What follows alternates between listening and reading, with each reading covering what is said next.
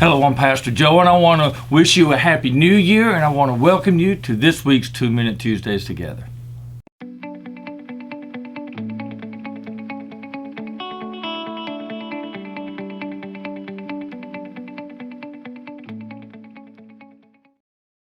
You know, as we enter the year 2022, I am reminded by a very common practice that people often take part in as we move into the new year, and that is making New Year's resolutions.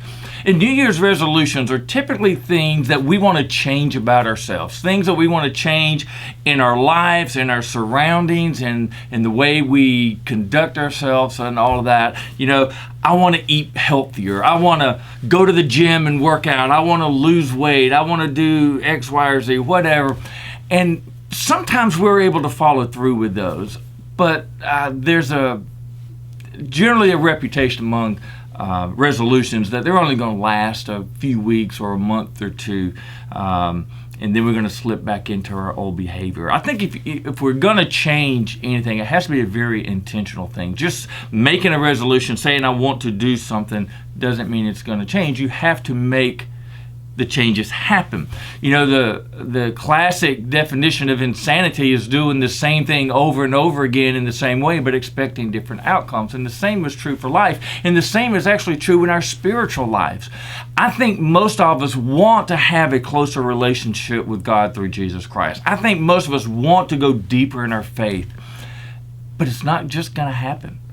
And we individually and corporately, we have to be intentional about that. So today I want to offer 4 or 5 things that I think can help us in that. Some things to think about that I think can change our spiritual practices and the way we approach them. And in that process, help us to grow closer with God. So I'll tell you what, let's get 2 minutes on the clock and let's go. So the first place I want to begin in tips to help you grow in your faith is daily Bible reading. Find you a plan. Be intentional about it, whether it's reading a chapter a day or going through some plan you find online. Doesn't matter if it's a 1-year plan, 3-year plan, or what, but find a plan. Be intentional about reading the Bible. And in addition to reading the Bible every day, read it in different translations. We all usually have our favorite translations that we read from. Pick up a different one. You'll see things in a little bit different mindset and in a different way. So that can be very helpful. The second thing is to find a daily devotional to read. And they don't have to be very long. I like them a little longer than short, but these could be things like Upper Room or Daily Bread, or it could be a daily devotional you pick up and buy. But pick these up. I like those that have scripture reading and then the devotional and then a short prayer. But these can be very helpful to you.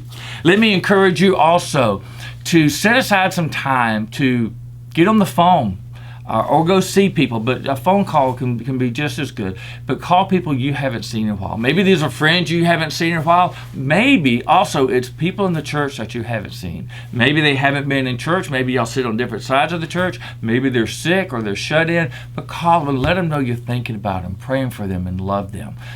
Let me also encourage you to commit and to join in a group. This group could be a Bible study, a Sunday school, or a prayer group, but the focus of this group isn't just fellowship. It's not just being friendly and getting together and having fun and going out. It is about being focused on our walk with Jesus Christ and on our spiritual lives. That group and support can be tremendous.